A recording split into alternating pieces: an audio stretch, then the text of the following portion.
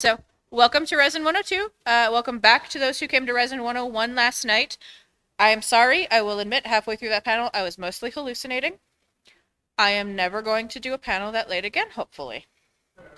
Or I'll take a nap beforehand next time. I vote no. I vote nap. But yes, welcome again. I am Chrissy. This is Amanda. And we are here to teach you some slightly more deeper techniques and information about about resin, two-part NUV. So, for those of you again who were not here for 101, if you're wondering why did these two people up front get to tell me what to do about resin, I can tell you, at least, this is my qualifications, if you will. I am a resin artist. I work with my spouse at Happy Honkmas. Yes, that is our name. I've been resin casting for 7-ish years now. I started at a very unfortunate time in my life. I started a very expensive hobby, and I'm still doing it. So at least that survived. If you know me and you know what happened, that's a horrible joke. That's a dark joke, isn't it? A lot of my friends who are always interested in resin, they will come to me and I will show them how to use resin. So I have taught several people how to use resin in casting, whether it's for dice, cosplay, general use, tabletop coating, whatever. And the most important thing, you all heard this already. Well, you may have all heard this already. I have a room full of glitter. That makes me an expert on resin.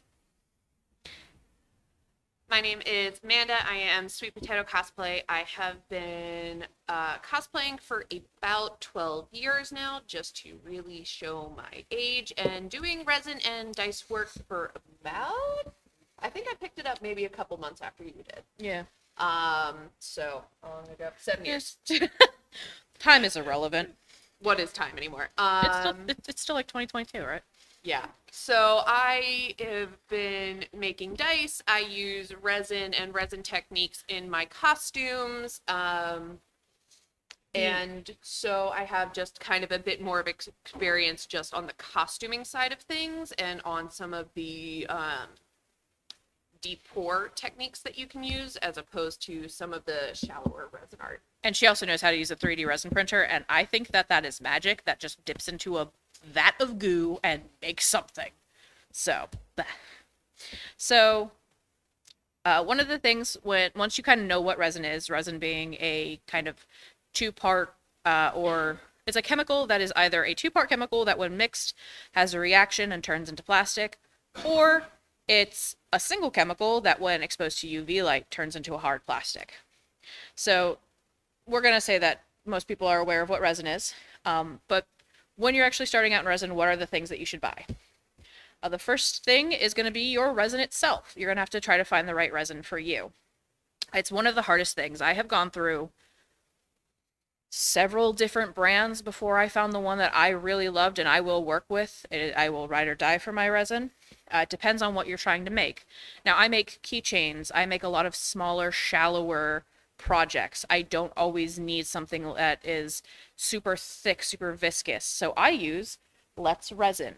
That is my preferred company. It makes they make a very thin resin, so you don't get a lot of bubbles when you're mixing it. They tend to pop. You don't need to use a pressure pot as much. But caveat with that, my resin is very thin. So, and if my lovely assistant could hand these around.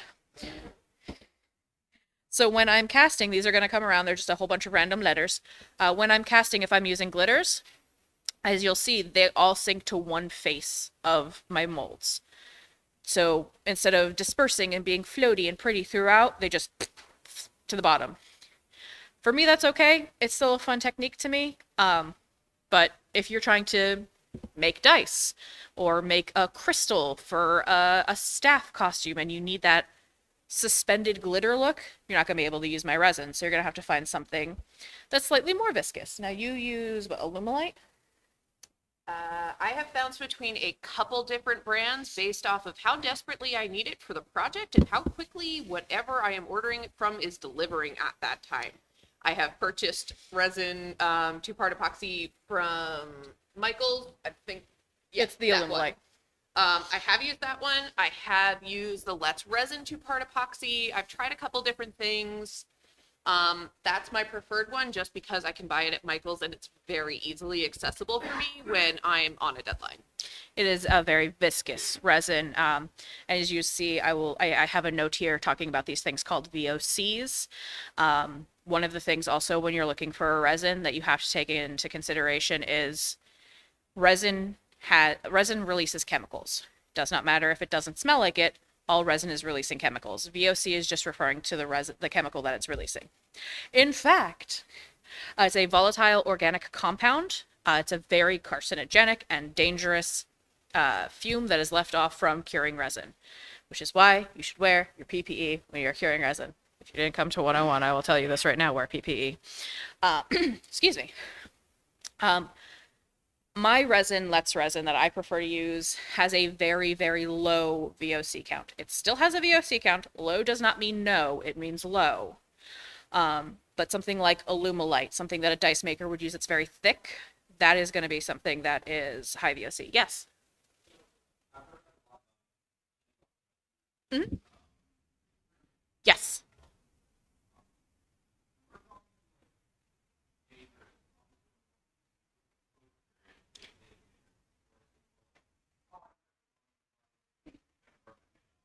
So it actually depends. You can touch resin once and develop a thing called contact dermatitis, which is just a horrible, nasty rash that won't go away. As far as breathing it in, it is generally assumed that prolonged exposure is what can damage your lungs and your body. It is unfortunately a new enough art form that there aren't really many studies about long-term effects for long-term exposure. Err on the side of caution. I work with the very stinky, very smelly, very toxic stuff. It is in an open door garage. It does not come into my house. I do wet sanding to make sure nothing comes anywhere near anything I am. Long sleeves, long pants, mask, and gloves at all times. Just erring on the side of caution. It never hurts to be prepared. Yes, you.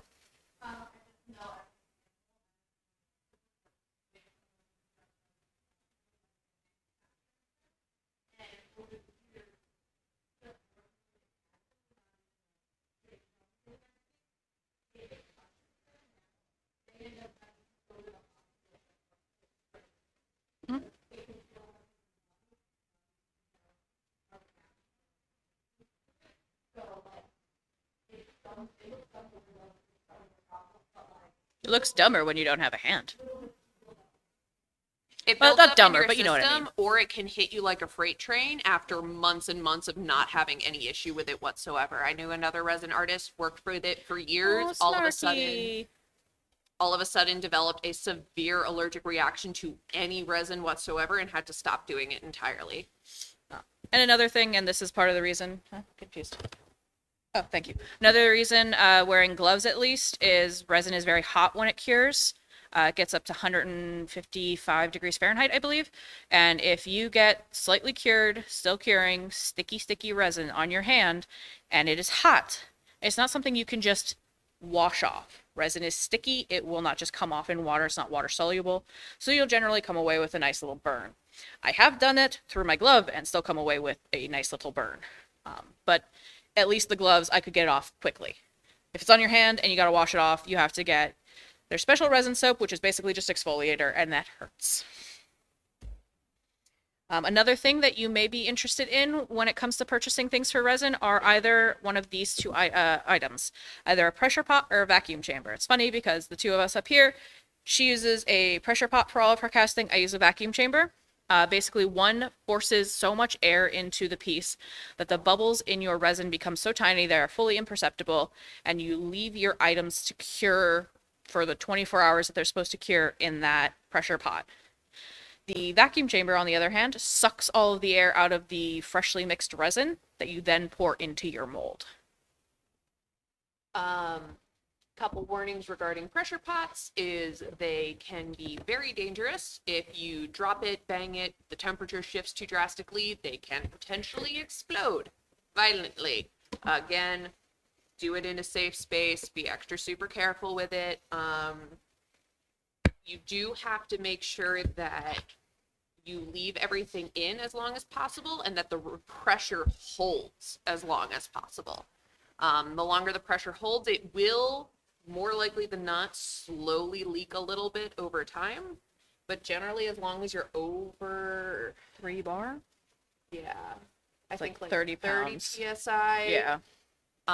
For the majority of your cure time, you should be good. Yes. Bubbles.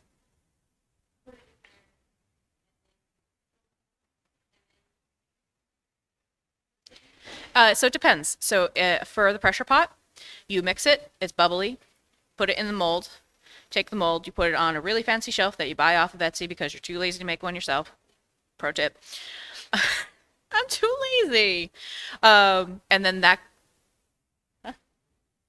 or you can just have your brother-in-law slash husband do one because that's my brother-in-law and that's husband.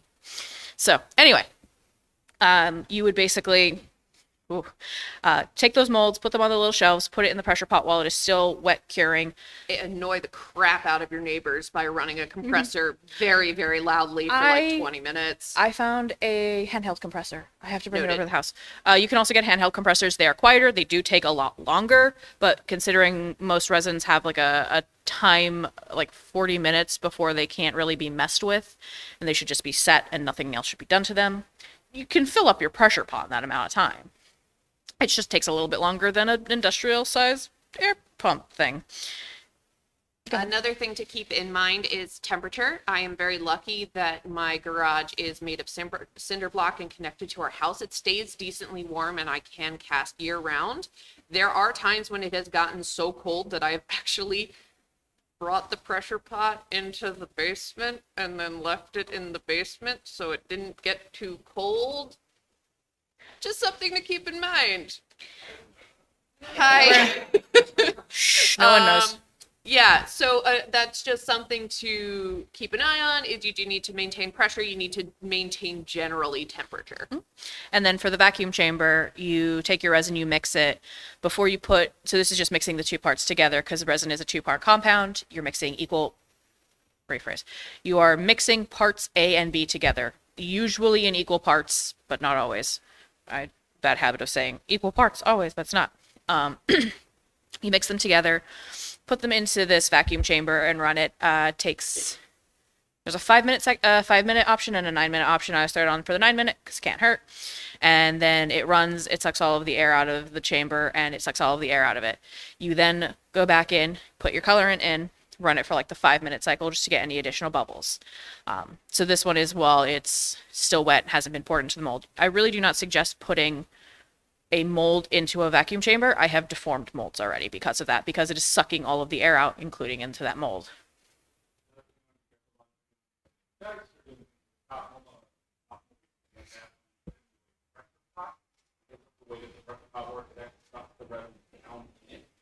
that's when you have a mold and like what you doesn't put it in the top because the pressure actually sucks it down. So sometimes I'm gonna put a little bit more resin on top when you put the cap on, that way you'll kind of limit that pivot. Same thing with the vacuum chamber. Never put a full cup of resin in Oh yeah, the no. chamber. Essentially what that's gonna do is create all of the bubbles inside of that resin and suck to the top. It'll actually overflow and you'll have a vacuum chamber full of resin. I did it once. Smaller batches or get a bigger vacuum chamber. I did do that once. It is a mess. It's still not technically clean. So it's really fun when I run my vacuum chamber and I just hear cracking and I'm like, please just be the resin. Sorry. So yeah, so just think of the kind of the basics around what you're using between a vacuum chamber and like a pressure pot, and just think about the kind of mold, kind of resin. Okay? And think about that probably as well. Yes.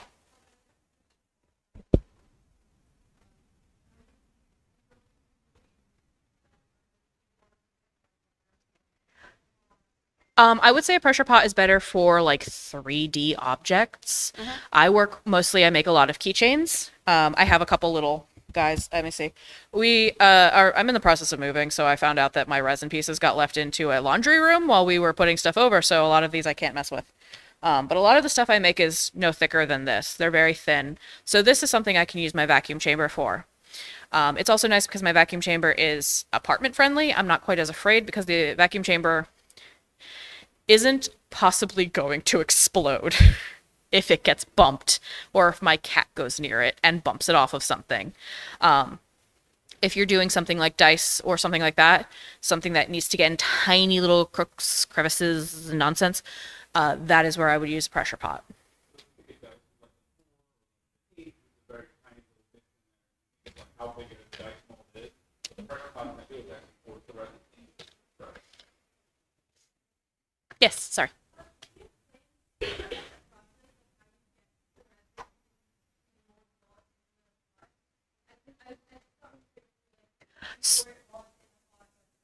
So, No, so what you would want to do is I generally work, having learned this lesson the hard way, work on a silicone mat. Those clean easier than your tabletops. Don't work on something that you like. The resin will ruin it, and then it's very lumpy and hard to work on.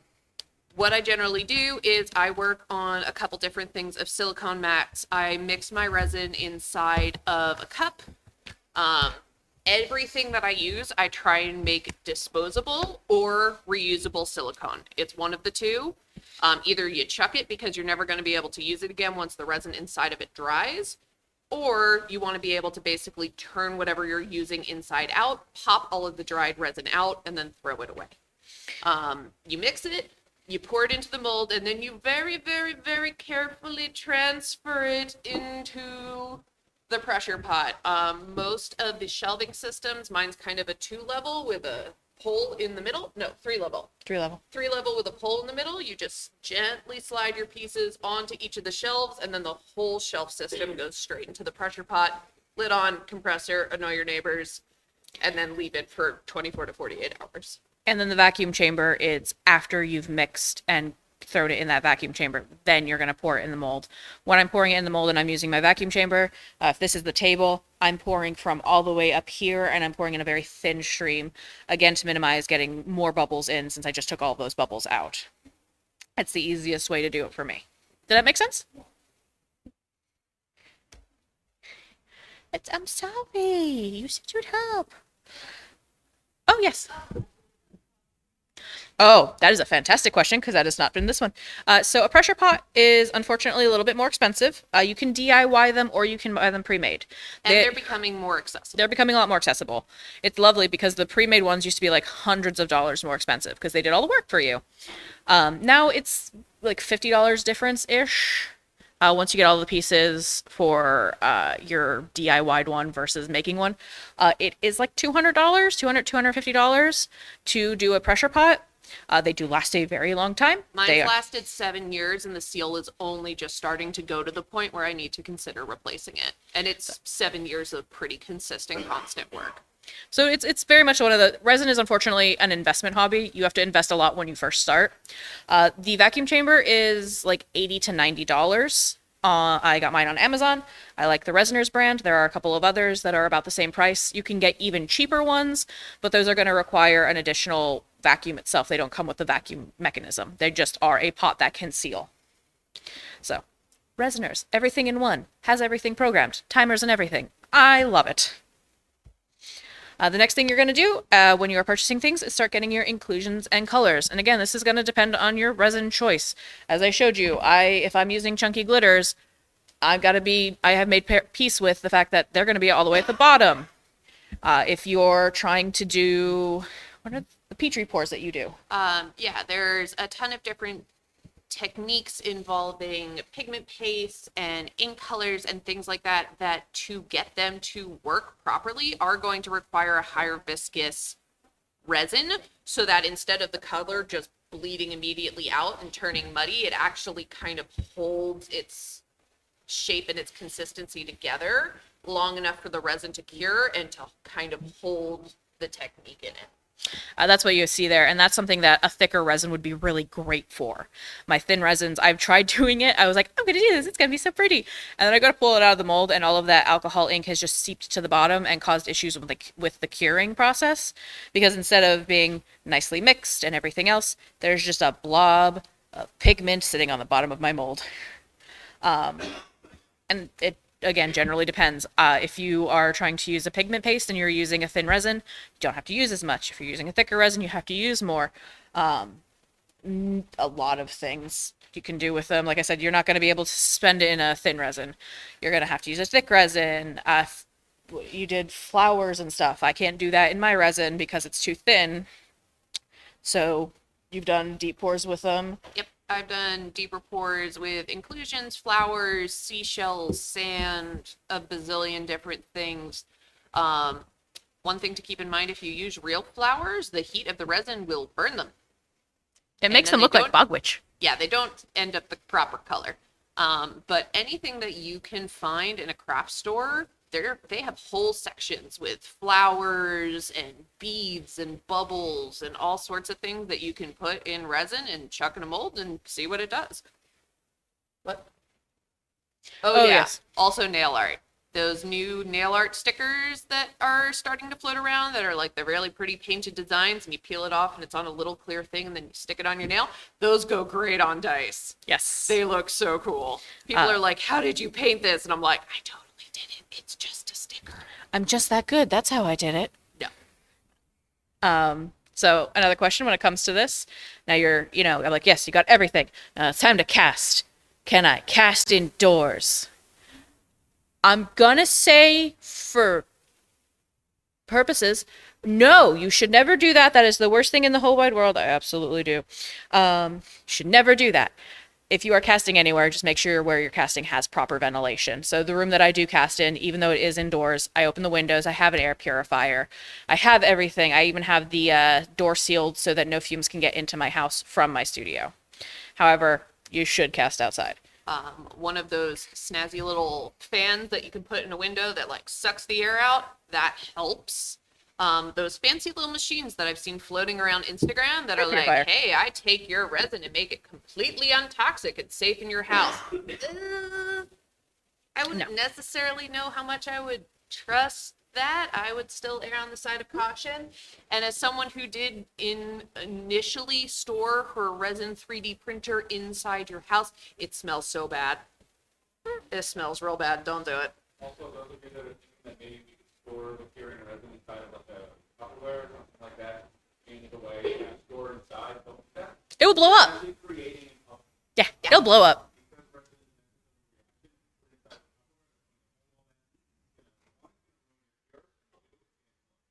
resin It's not good.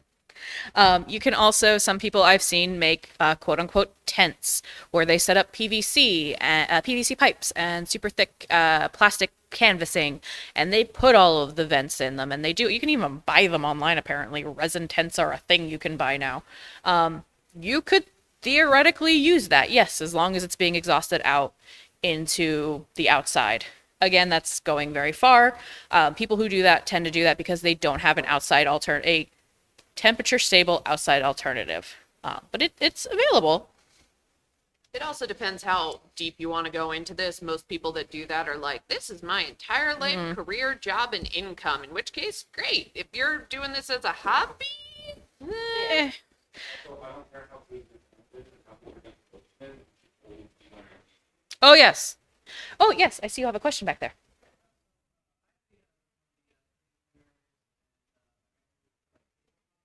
Yes.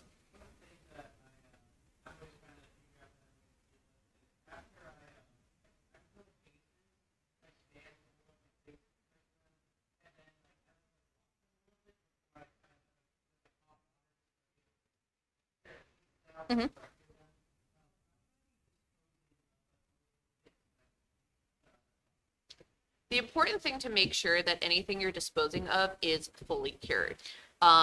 While you can pull something off half cured, run it through the wash cycle, clip all of your supports off, and then chuck those, you are technically chucking something that may not have fully cured.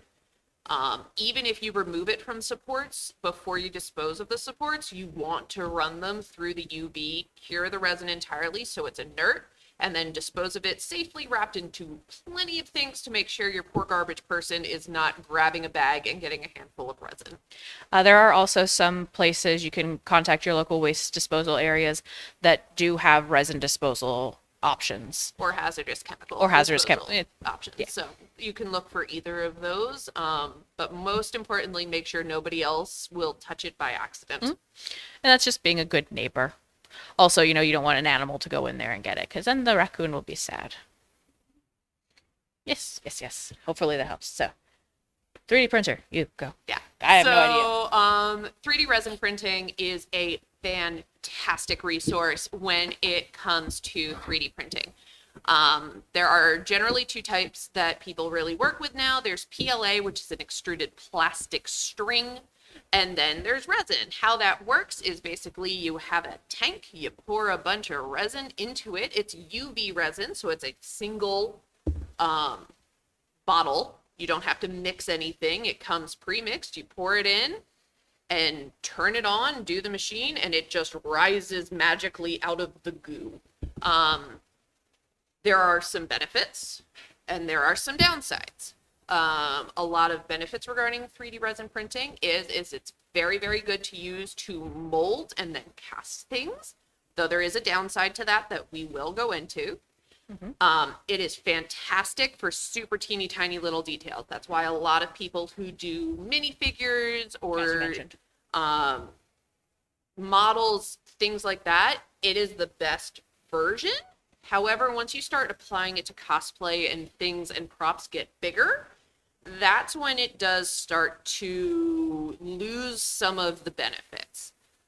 Great for detail, heavy, delicate, tends to shatter if you drop it, snap, crack, break. The resins are getting better. There are different types now, some of which are flexible, some of which are super sturdy, so you can drill into them and do some techniques like that, but it gets heavy, it gets expensive, and it isn't just always the best choice. But the nice thing is if a model exists of it, you can print it as long as it fits in your plate. Again, as we mentioned before, this is resin. This is a dangerous chemical. It stinks. It really does. Yes. I know I'm just like, oh, it smells so bad. I'm not being exaggerative. It smells horrible. Please make sure when you are working with this that you are wearing your PPE, you're wearing your gloves, you're wearing your respirator mask that is rated for chemical inhalation. And just make sure you're being very careful. Also, make sure when you are working with these things that you are letting them run for their full 60-second. Oh, I run them for minutes. Oh, multi-minute cures in the what should it does. So most machines now, if you buy them, are actually super convenient. Places like Anycubic, when they sell you a resin printer, they'll actually sell you a full system. So you get your resin printer, you get your wash station, and you get your UV curing spinny turntable thing. And they'll sell them all to you as like one big package. And they're all really important. So the printer prints your object. The wash, you dump it in, you dump whatever you've printed in, and it rinses off all of the resin that hasn't cured. It's gonna still come out gooey. It's still going to come out with resin on it that was not part of the original design. That is just gonna chill there if you don't do anything with it otherwise. I will wash my stuff 2 or 3 times to really make sure that it is as clean as humanly possible. And then I will transfer it to the UV light. So it's a little turntable. You put your thing on it and you tilt a little light and it just spins in circles and hits it with UV light. 20 minutes. I do it as much as humanly possible just to really err on the side of caution. And anytime I do any of that, gloves, ventilator, full time. Outside. And outside. And oh yes, Water. or Yeah. PLA as well. Some of the older resins suggest, or not PLA. Why did I say PLA? No, sorry. IPA. Isopropyl alcohol. Isopropyl alcohol. 99% isopropyl alcohol. You can buy it in a gallon on Amazon. Not water. My apologies. There It's are been a long time since I filled it. There are water, and that's the nice thing is it can be reused. There are water washable 3D printable resins. You can actually look them up. They're kind of fascinating. They're used for like dental molds and stuff. Dental molds, very like things that you need really quickly, whatever. It is an option. The nice thing about the isopropyl alcohol when you're using it, if you've used it like 6 times, you're like, oh, there's a bunch of little twiddly bits at the bottom. You can run it through the curer, and it cures it, and then you just dump it out and strain it out and Yep, turn it you back. strain it, So and nice. then you just put it right back in, which is why I haven't had to replace it for a pretty decently long time. It's very nice, and it's nice because again, resin can be expensive, and anywhere you can save a couple bucks and still have it be effective and safe, do it. The other really, really nice thing about a resin printer versus a PLA printer. So if you think of a PLA printer, how it works is it's an extruded line of plastic that will put each layer individually on the plate. And it has to travel the entire distance around every single time. For every inch, centimeter, millimeter of that print, the machine has to travel that distance. So a PLA print takes hours. If it's big, yes. But really, really, and if you put multiple things on a plate, it takes as long as it would take if you did it one at a time, because it still has to travel that full distance. Resin printers, because it's UV cured, you can load that plate up with as much stuff as you can fit on it without it touching each other. And because of how the UV printer prints, it prints basically everything on the plate that's on that layer at the same time. So it's like if you want to fill a plate this big with minis on every square inch, you can do it. The Tetrising is impressive. The Tetrising is amazing. It can be way more efficient for mass production than PLA ever could. And if you are wondering where can I get some files for this 3D printing nonsense, I am throwing this in as a promo because this is Amanda's favorite. Dangerous Ladies is a fantastic option for 3D printing files. We love amazing files. Dangerous Ladies Porcelain Props is actually here at MAGFest. They have a stand. They are fantastic. They do custom commissions. I've gone to them for my a sword that I used for a Yasha cosplay. Absolutely fantastic work, and they're literally over in Artist Alley. I saw them earlier this week. Yes. Etsy, didn't know that. Thingiverse, and worst comes to worst, find a 3D artist and go, hey, can you make this Fiverr. And when in doubt, commission someone who knows what they're doing. Fiverr exists for a reason. Sorry, Oh. is there a hand up? Oh, my bad. What's up?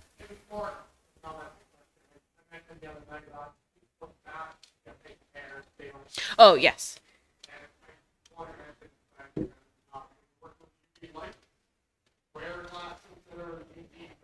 Yes. Yes. Yep. A lot of Do the not look into the light. a lot of the cure machines actually have a cover that comes over to protect you so you're not looking in the light. I know it's very attractive, like Mothman, you are drawn to the light. Don't do it. Most of the covers that you find are tinted yellow to balance out the UV light. Resin software. So if you are interested in making your own, or just when you get your resin prints and you're like, okay, how am I putting this on my system? There are many softwares you can use. I do suggest Lychee. I keep wanting to call it Like the Lychee.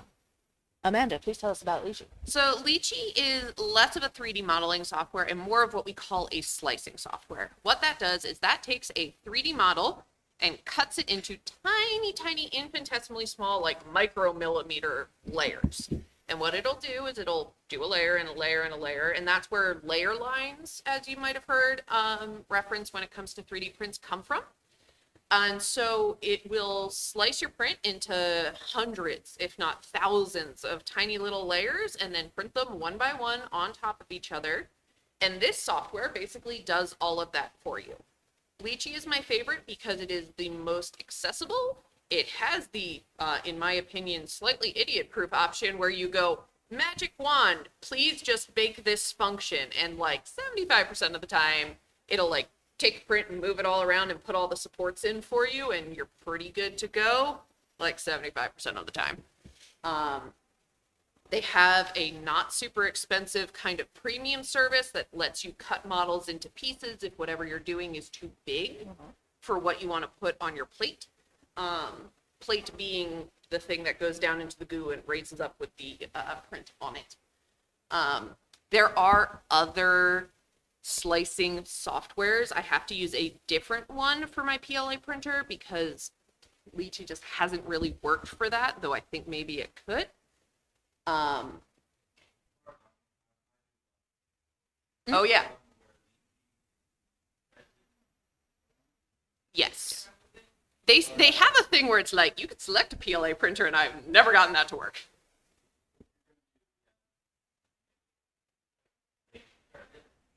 Yep. Or Pepper. Yep. Cura is the one that I use for my PLA prints. Again, great free software, and when in doubt, YouTube tutorials. Oh, I yes. have taught myself everything based University. off of smarter people than me in YouTube tutorials. At least we're honest. But yes, so that is your software that you would use. So one of the things that you would do with these 3D printers is go, wow, I really like this. I want to make 1,000 of them. That's great. You can totally do that. Potentially. As you can see, you made something cool, and now you want to make a mold, so you can make a whole bunch more off of that. So instead of printing it 1,000 times, you can print it once, and then just make a whole bunch more of them off of a mold. There's one thing to note when you are using any kind of UV resin and then trying to make a mold.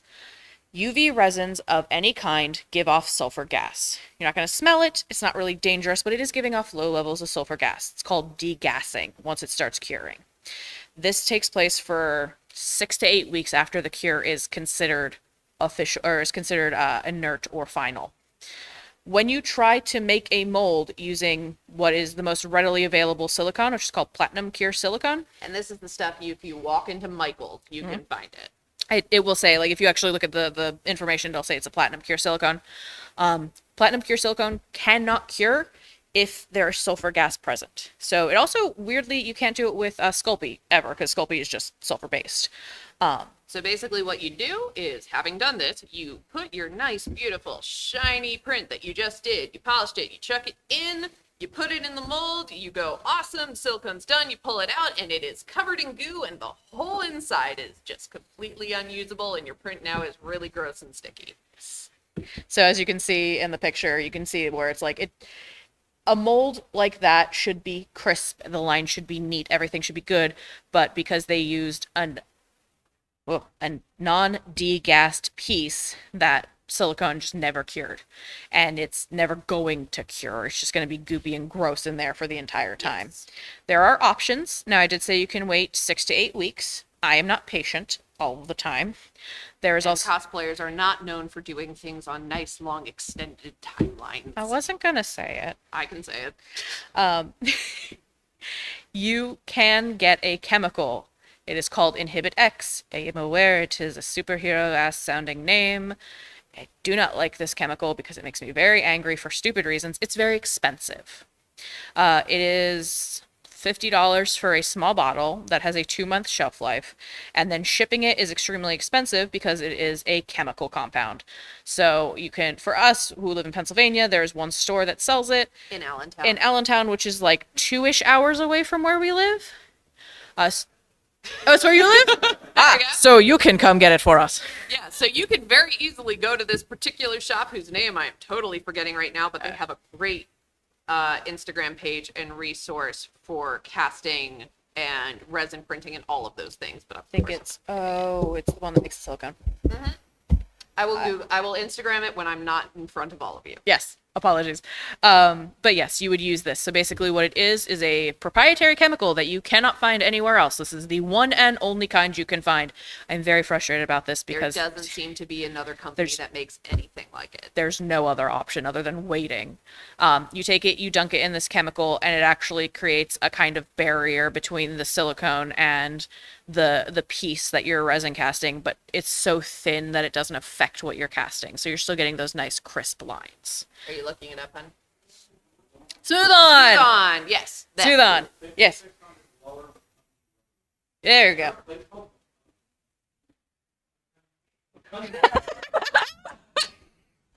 God, and we're from Pennsylvania, so it's even worse. Yes.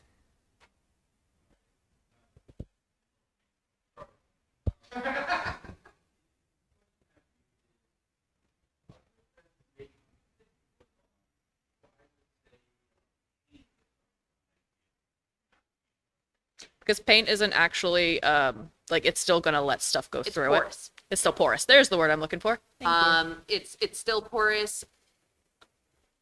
It's one of those things that it is a bane of resin printers and cosplayers who use resin prints. As far as I'm aware, it's not spray paintable. Like, it can't be solved with spray paint. It can't Or be solved clear with paint, silicone, anything that I am aware of at this time. Literally, this is the only thing. Everything else is porous enough that the sulfur gas still gets out and will still affect the cure of your mold. Um, Yep. It is for UV. It is for UV resin. resins.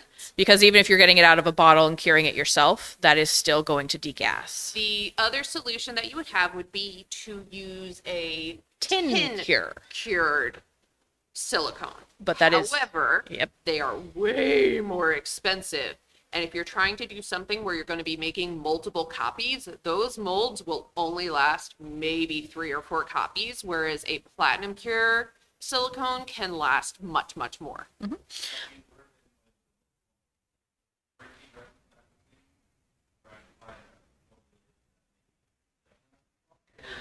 It's very much nature of the beast when it comes to UV resin in general. It is how the chemical reaction actually takes place to make it harden. So it is unfortunate. There is, I mean, if you're printing something that doesn't have very, very fine detail, maybe you're printing, I think we did this for your crystals for your Shira. We took it and then I coated it in regular 2-part resin because it wasn't a very detailed piece. I coated in very thin layers of 2-part resin and we used that. It was It worked. not the smoothest, nicest, most polished gemstones I have ever created in my years of experience. But it even worked. after sanding, polishing, and all of that, it was not the nicest thing I ever made, but it was when we were first starting and figuring things out, and so we were still kind of learning on the learning curve. Yes. So I don't generally use release agents. I don't find it to be a huge issue for me. If you are making molds, you are technically supposed to spray them with a release agent before you pour the silicone. It does not prevent the cure inhibition. Nope. Even Nope, with the release sadly. agent, because it's so frustrating because there's so many sites online and Reddit groups and Reddit, what's the subreddits, There you go. Good job. that I don't go on Reddit that are talking about how are we going to get around this, guys? Because like Inhibit-X is expensive. Some people have to ship it all the way across the country. It's so hard to get hold of. People sell it on Etsy. You can buy like little jars of it. It seems so sketchy, especially because the stuff has like a 2-month like life period, and also then Yeah, we're not going to talk about not realizing that it had that 2-month lifespan and then wasting like a decently sized bottle that is still just sitting sadly in my garage because it hurts to throw it out. Believe it or not, the best thing around degassing is just put your piece in the sun for a month. Yep. Yeah. And that's the thing is this is all negated by the fact that if you want to wait 6 to 8 weeks, and I've done that to make molds, I've had stuff like, oh, we're coming up on Pride season. We want to make some torso bust or torsos into earrings. So March, April, I'll go over. I'll be like, hello, Amanda. Can you do the printing for me, please? And then we'll take it. We'll put it in the sun in my studio, and it just sits there. And then 2 months later, I will go in and I will mold it, and it's just fine. So, The more you like to get the piece, the faster you get. But unfortunately, there are no shortcuts on this one. It's not like, oh, some people are like, oh, yeah, I put my print in my UV, like, cure machine for 3 days and it was fine. And I'm like, also, that's going to kill your electric bill, even if you're on a budget. yeah. So unfortunately, it's just the nature of this particular system. I think the only other thing was, and I've done this before because I've been desperate to like remake a mold. You print it, create a tin cure mold, which I know is going to fail in 1 or 2 pulls, which is removing a molded item. I'll take it, I'll do it once, I'll take that, make sure that the finish is nice, and then I'll take that 2-part resin piece that I've just made, and I will make a platinum cure mold off of that. It's a lot of extra steps. It works. It's it a does. very expensive set of extra Yeah, steps 'cause with tin lots of cure extra sucks. work. But if you are desperate, that is pretty much the only workaround is to tank your mold, make a 2-part resin positive, and then mold that. And then just one last thing before I do let you guys go, because it is it's getting to be pretty late. You're good? All right, sorry. I do want to remind you again that we all love resin. We are all interested in resin. I love it. I've been doing it for, like I said, 7 years. It is so much fun. I have so much fun. I want to always forget that it is at its heart, it is a very toxic chemical. Please, please, please wear your PPE when you are working with resin, whether you are casting it and curing it, whether you are drilling into it, whether you are sanding it. Anytime you are working with it, please make sure you are wearing a respirator that is rated for chemicals. I use a flow mask. This is not a sponsor because clearly that is impossible for me. This is a flow mask. It is rated for chemicals, but it has a much smaller profile face print than a big respirator. It is still, however, very good. A big respirator is valid. They're $15-16 at Lowe's or Harbor Freight. Make sure you are wearing that, though. Make sure that it is rated for chemicals. When you are actually looking at them and you are online, you're like, I want a respirator. Make sure you're checking that it is rated for chemical fumes. That the filters that you buy to replace the filters in it are rated for chemical fumes, not for wood, not for dust. For chemical fumes. And make sure you are wearing gloves. I like a nice thick glove, tattoo artist level gloves, because those are a little bit thicker and they're nicer, because if you think, you got to worry about them. If you are someone who has long, beautiful nails, you won't after resin. I used to love having my nails done. They will punch through gloves. So just keep that in mind. But again, please, please, please, if you take nothing else, please make sure you are working and wearing PPE. Please make sure you are working in a ventilated space. And please make sure you remember it is fun, but it is dangerous. As long as you are smart, you are safe, but you need to be smart to be safe. And if your piece comes out soft and you can poke it or put your nail in it, it is not cured and it will never. So you have to just kind of start again. The ether. Yeah, put it out to pasture, yes. Start again. Make sure if you are using hard cure, it cures hard. If you are using soft cure, which is an option for some UV resin, just like Amanda mentioned, some of the UV resins you can get for 3D printers can be bendy. Then a little bit of bend is fine. But if you are like, this is supposed to be a hard cure resin, and you can just go, like, I can't do that with these. Yeah, and you shouldn't. The chemical process has not completed. It is still not cured fully, which means it is unsafe to be around. I've been pushing this forward this entire time. I'm sorry. I was just letting it go. I wasn't gonna. I didn't realize. But yes, again, please. And then just any questions in the back.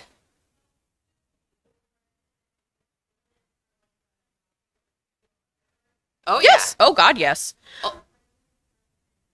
There depends on what you're sealing. There are actual resins that are called coating resins. Sometimes you'll hear them called doming resins. I know Let's Resin makes one because I use it.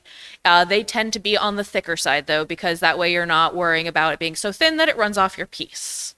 One thing to keep in mind is if you have a crystal clear resin piece, has a tendency, we are finding as time goes on and we use it more, it will yellow. If it is exposed to a lot of sunlight, especially. If it is exposed to a lot of sunlight, your nice, pretty crystal clear piece will kind of start drifting into the yellow zone. So just be forewarned, keep it out of direct sunlight, or be prepared for that to be a thing. And go ahead. Yeah.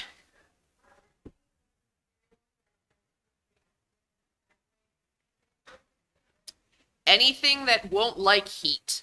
Yes. Because resin gets hot, so things that are printed, sometimes it'll burn. Paper, sometimes it'll burn. Flowers, it'll discolor. Recommendation would be experiment before you do it with the thing you really like. I would do like a test canvas if you're doing it. So I'd say do a test canvas on something that's already cured or dried, or I keep saying cured because that's what my brain says. make sure that it's not going to affect the pigment in your paints. I've used even just pigment in resin that burns.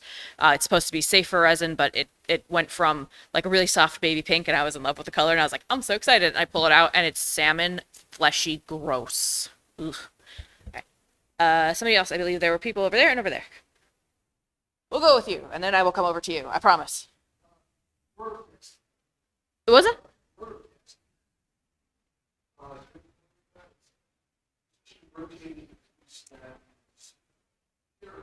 Mhm. Yes.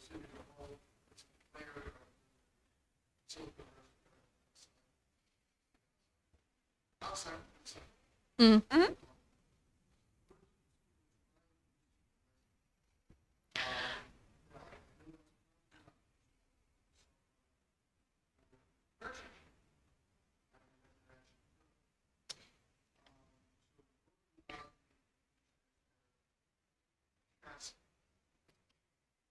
If you're just using 2-part resin, I you'd have to so You'd have to rotate it for 24 hours. yeah.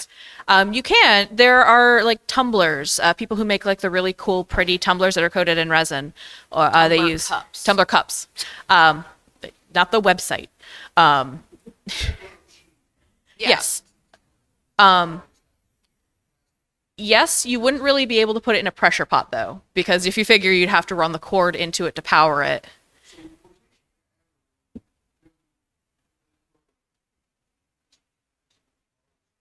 Heat. Heat is actually really great to decrease your amount of bubbles. You can use a lighter or a heat gun. You can warm your resin in a lukewarm water bath to help pop bubbles. And very, very surface bubbles, one of my favorite tricks is to use 99% alcohol. Spritz that over, it'll pop the bubbles. And then I wait a few moments, and then I light it on fire. I use a lighter because I have, in fact, lit resin on fire because I was like, oh yeah, spray alcohol, use a fire. This is smart. It's not. It does light on fire. But yes, heat is actually a great way to pop bubbles. Also, pouring in very thin streams tends to help with bubbles. Slow, patient pours will help. She literally has a machine that's just an earth ball on the end of a I like cable that's connected to a motor that literally just spins it. So if you do it with thin coats, you'll keep the bubbles away, and that's a way to actually create a thin coat of something that's spinning. But like I said, it's still going to take 24 hours here, so you got to kind of like turn it on and off. Yep. And it's going to drip the whole time. And if Yes. you want to jack up your electric bill, you can just hook it right next to the meter. I've done that, to be fair. I was in a weird situation. I needed a project finished. And then you had a question back there.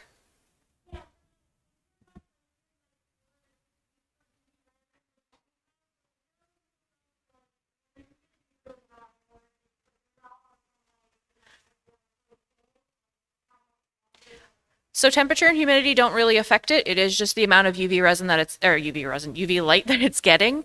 So if you are trying to do this and it's like the week is stormy and you're not seeing a lot of light and it's really gross out, I would give it an extra week. Try to keep it in as much sun as humanly possible, basically. Are there any other questions? Yes.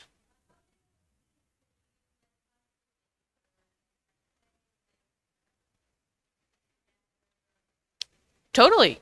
You can Oh, yeah. absolutely, you can print that in a 3D printer. You can also make it out of resin. It's going to be heavy if you're making it solid out of resin, but And possibly fragile, but basically even if I have an older model. The models that are coming out, the build plates where you can put a piece are getting bigger and bigger and bigger. I recently printed an entire Final Fantasy 14 chakram on my PLA printer in It's real one cool. piece. that's real cool. It was awesome. Didn't know I could do that. They're getting better. So you're But getting when that it nice comes to detail. resin printing, even if your piece does not fit in one piece on the build plate, you chop it into chunks, you Tetris them all on one build plate, and you can, if you're willing to put up with the weight and the expense, anything. World's your oyster, as long as it chops into small enough pieces. Model makers make huge models, and they just print There's all the somebody at a- pieces. Somebody at Devil May Cry next door. Secretary software, Yes. the Autodesk software that you can use to follow 3D models. you are making it on a resin printer, make sure it is hollow. And that there's holes so that the resin comes out. Learned that one the hard way. Stronger, it's lighter, it's easier to work with.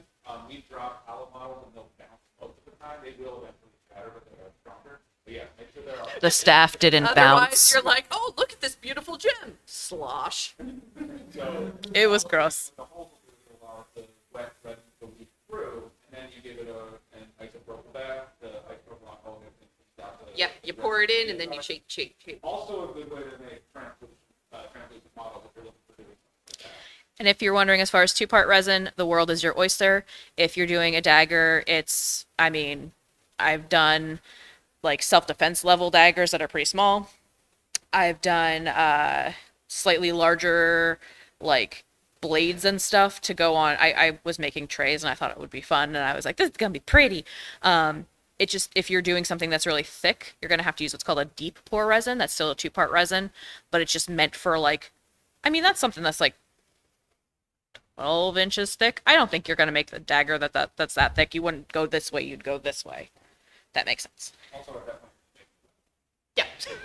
I do not condone the making of weapons. However, I absolutely think they look awesome. And if you're doing that and for some reason you want to put lights in it, I am guessing, because I see you are a cosplayer, and I am assuming that you have like crazy evil thoughts. We love this. You have Don't embed them in them when you're pouring it or casting it. Heat and electronics are bad. yes, you will find that it will break them. Put them in after. Yes. We have 2 questions. Yes. So, Contact cement. contact cement, that is one option. That's actually one of the things that UV resin is really good for, like the little bottles. yeah, you can use UV resin to fuse things. So like it's the same idea where it's just like glue, you get a little UV resin and it'll pierce just like the resin itself. Contact cement's also really good. I really like cement. contact cement. It works very good. I have had major issues with traditional sparkling. Oh, yeah, it Whether causes this fumes. is a failure on my part to do it properly, which I'm in no way, shape, or form ruling out. I have used a 2-part contact cement. I think it's called Well. Versus the- No, it's in Lowe's. It comes in 2 little bottles. Yes, What? baby well. That, yes. JB Thank you. Weld, I have had incredibly good success with. That's just part. It is, Yeah. yeah, it's basically 2-part epoxy, but in a much gluier kind of form. It comes in clear, translucent, black, metal, not metal, and the syringes are amazing. Yeah. Yeah. I love Yeah. it. You think resin smells bad? That stuff stinks. It's the worst. But it's effective. It's really, really great. You use it, it fuses your pieces together generally within 15 minutes to an hour with a full 24-hour cure. And then it sands and almost entirely disappears the minute you start putting your primers on. I believe we had one question, and then I will get to, you guys. One of you guys had a question. There. Not anymore. Okay, go for it. Mm-hmm. Mm-hmm.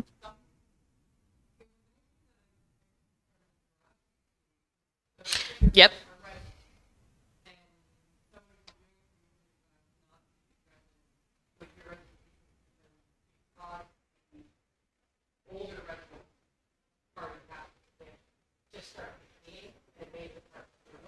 I can imagine it's because of the heat, probably. Because you're Potentially, however, I have heard from another maker that I follow who does garage kits that there is a very big difference between garage kit resin and the more modern 3D printed resin. So garage kit resin tends to be, from what I've heard from her talking about it, and this is Leona Workshop on YouTube, who is phenomenal. Yeah. She's talked about it before, and she has talked about when she's tried to 3D resin print with like a standard resin printer, when she's tried to 3D print models, how the resin that she uses doesn't act the same way as the professional like manufactured garage kits that she gets. I do believe that there is a difference in that type of resin from a manufactured garage kit versus something that you would do at home. However, I would love to look more into this.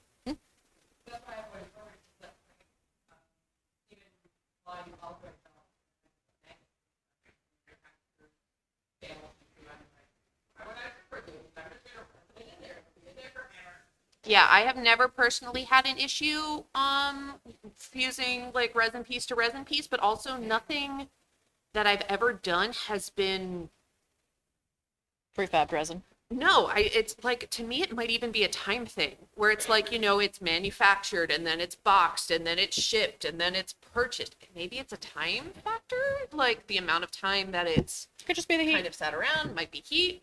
Who knows? I personally haven't had an issue, but I'd love to look into it. And it also might be an issue with trying to bond something with a piece that's opaque, so the UV light is not getting into it. When in doubt, forbidden yellow mustard, apparently. We like forbidden yellow mustard. There's somebody in the back, and then there's yes.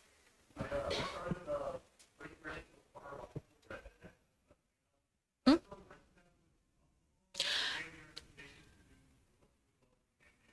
So if it is listed as water washable, then you should not have to do the additional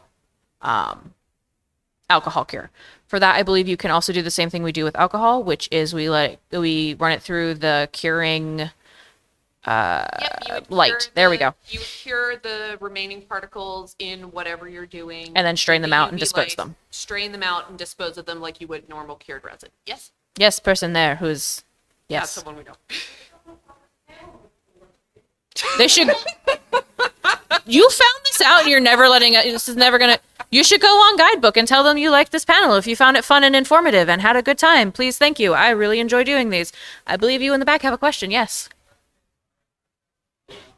Mm-hmm. Mm-hmm.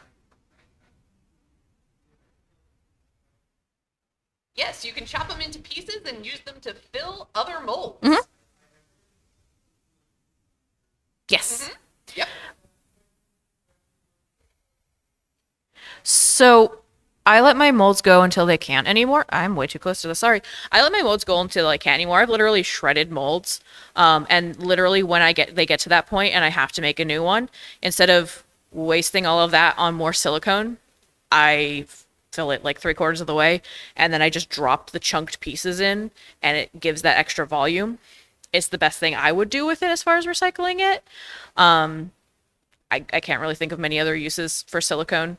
I will Otherwise? also unfortunately say, as a cosplayer, I tend not to make things multiple times. Therefore, I unfortunately tend not to use molds until they die. My dice molds, absolutely. My cosplay molds, less so. Chopping them up and using them to fill other molds to reduce the amount of silicone you need to use is absolutely the best way to do it. Oh no, we are out. This is our last one. I made pins. Ah, good. You ate the last pin. Yeah. But yes. Again, thank you guys for coming. If you do have any questions, feel free to come on up. I don't bite. I'll let you guys go because it is a little after 10 o'clock. And if you have any questions, feel free to reach out to me on Instagram or Happy Honkness on Instagram, and we would be happy to help if it's in our knowledge base. That's the wrong button. Thank you. Yay!